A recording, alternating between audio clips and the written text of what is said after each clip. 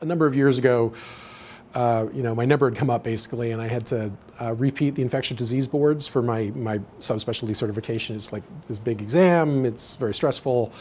I remember with like lots of anxiety how I did this the first time, which was very old school. It was you had a textbook, you had a yellow highlighter pen, and you tried to memorize the entire textbook, which was not very effective. When I had to do it again, this time the whole process had moved online, and so the questions were, the teaching was phrased as like little clinical vignettes that focused on some particular problem, accompanied by a series of, in my case, they were very difficult multiple choice questions, which I mostly got wrong, and then linked reading so you could figure out why you got one wrong. And I was like, yeah, this is obviously a very much better way of studying for the infectious disease boards than what I used to do.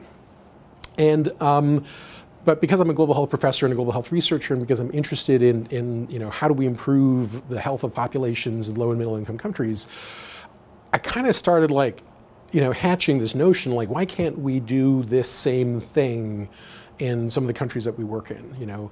And one of the limitations is that we're very we have very good access to things like laptop computers or desktop computers, and we can do this work. But in many of the places I work, people don't have computers. They don't have access to computers, but what they do have is access to cell phones. So I thought perhaps we could adapt this general approach and do it through like text messages instead of laptops. And all of that was just kind of like floating around in my mind, and I had no idea really where to park this idea.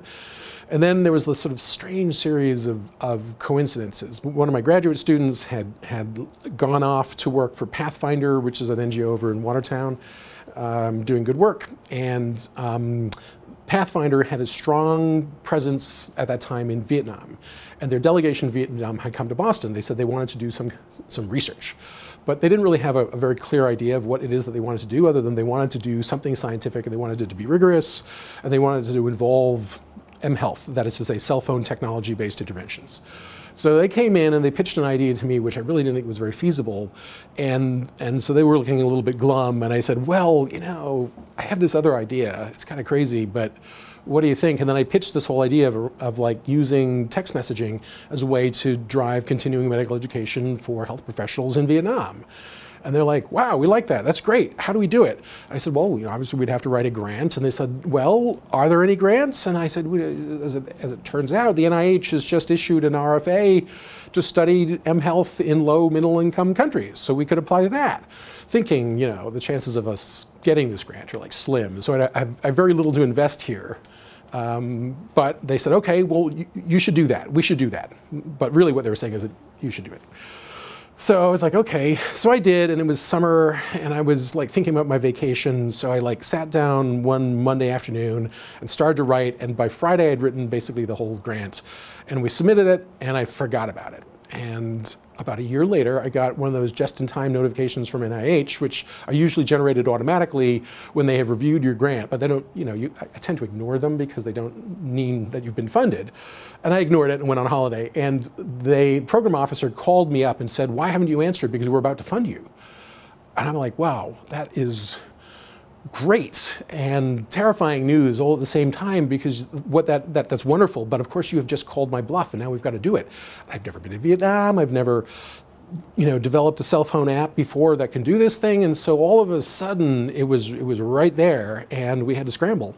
And we did it. So we our partner in Vietnam, this guy through Pathfinder, turns out to know basically everybody in the country. And so he found us great partners in the Ministry of Health who had an IT group who could do all the programming and could host the intervention on their servers. So we worked with them to develop the software, which is not very complicated, but more than I could do. And then we brought in some students from BU, helped us QC it. And then we had to develop the entire educational curriculum and the testing algorithms and how we're going to show that it works. And it basically involved like creating multiple choice standardized medical exams to do this. But the hard thing is that we have to make sure that the exams are valid, right? And that they are aligned with the messages they're getting every day, and that they are conducted in a way that prevents cheating, so that we're actually getting scientifically valid data. So all of these were like little problems we had to solve, and of course we had to go to Vietnam and like set up a whole new set of relationships. And all of this happened in sort of a whirlwind. And we had a huge team here at BU with medical students and public health students and professionals, and then in Vietnam was sort of an army of people who were doing all of this, and everybody was very jazzed. And so we ran this study, and the participants, who were these mid-level cadre of health workers, were very enthusiastic, and they followed through and like answered the daily questions every single day, and reported to us that they really enjoyed all the attention they were getting, and this was very helpful to them, blah, blah, blah, blah, blah. And we were like so sure that it was then going to work. And so we did our end-line exams and waited breathlessly for Nafisa, our statistician, to crunch all the numbers, and when they came out, showed that the intervention had not succeeded in the least. There was absolutely no change in their medical exam scores. And so we were like, bitter blow, depressing, super depressing, and we didn't really want to talk about it for several days. But we did eventually. We came back and we said, okay, we've collected all this information from the participants, from qualitative research in terms of what they said they liked about it and what they didn't like about it, and we had all this information about what they actually did that we were collecting digitally through the text message traffic. And it allowed us to kind of like debug what had gone wrong and figure out like, this is essentially a behavioral change tool. We're trying to get people to study, but why did we not get them to study? They answered the daily questions, but they didn't go beyond that. So we had to figure like, how do we get them to actually go beyond just like a silly, 4-item multiple choice test on a little text message. At this point, had been fortunate, our funder, the NIH, had invited us to submit a supplementary application for funding. So they gave us another $50,000, not a lot of money, but another $50,000. It was barely enough to do a second randomized controlled trial, but we did. And this time we did it, we completely re-engineered the intervention based on all the information that we learned in round 1. Now we're calling it MCME version 2. And then we repeated the experiment, this time with HIV doctors in 3 provinces around Hanoi. And same basic design, but organized in a much more logical way with not just the questions, but embedding links within the text message chain, inviting our participants to take advantage of online CME courses that Hanoi Medical University put together, and using the text messages to provide them hyperlinks to detailed technical information about the same topics that were in the daily questions. And then we built sort of a competitive element into it by, at the end of every 2-week module, we would send them a text message saying, congratulations, participant number 39, you have completed module 4. Your score on the daily questions in the last 2 weeks was 58%. Or whatever, and the average for the group was 65%. Have a nice day. So we would sort of like give them a little bit of competitive feedback to know how they were doing next to their pals. I think it's really important to conceptualize this intervention as a behavioral change tool, okay? And what I mean by that is that, we're sending back and forth this traffic of text messages, but text messages are 160 characters or less. They're short. You cannot learn clinical medicine from text messages, okay? That's crazy. So the idea was never that we're going to teach them everything we need to know with 180 days of consecutive text messages. What the real model was that, like, say we send a question on Monday that says, what's the first line therapy for type 2 diabetes? And the answer, by the way, is metformin. So, if you were paying attention to the text messages only, you would say, oh, that's what I need to know for the exam. Ha, I'm good to go. That's an easy one. But that's not the point. The point really is like, oh, they're asking me about metformin and type 2 diabetes. I bet these are important things to know about. I should go read about type 2 diabetes, and I should go read about metformin and find out like what are the drug interactions and the side effects and the monitoring parameters and the lab tests you got to do, and like, what drug interactions exist, and what do you do if you've got kidney failure, and et cetera, et cetera, et cetera. And that's what the doctor needs to know. It's not just metformin. It's like all that stuff around metformin and type 2 diabetes. And I don't know what to call that, but we call that lateral learning. Like, here's a theme, but we don't want you to like focus on this thing. We want you to go sideways and learn all about that thing.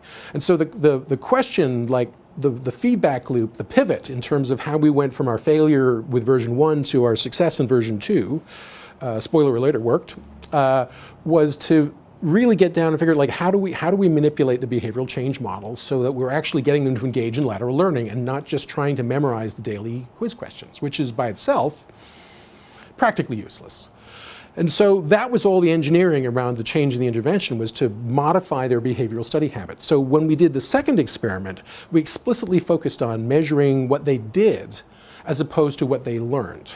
So we wanted to know, are they going and using these linked CME courses hosted by Hanover Medical University? And if they are, how many times do they do that? And how often do they go back to the website? And while they're in there, how many documents do they click through, or do they just open it and close it? I mean, things like that. And then we asked them all sorts of self-study habits, like compared with before the intervention, how often did you use a medical textbook to kind of look stuff up? Same thing with consulting with your colleagues, or there's a document called the HIV/AIDS Treatment Guidelines 2015 that the Vietnamese government has put out as sort of like the recipe book for how you take care of patients with AIDS. Do you read it? So all of these things we asked, and then we compared that with the individuals who didn't get the daily text messages, and we saw that all of those self-study behaviors spiked. Every single one of them went up, like significantly, statistically significantly went up in the intervention group, where compared with the controls, who didn't do very much of anything. And on top of that, we gave them another medical knowledge exam at N-line, and this time the intervention subjects' scores went up by 26% compared with 12% in the controls.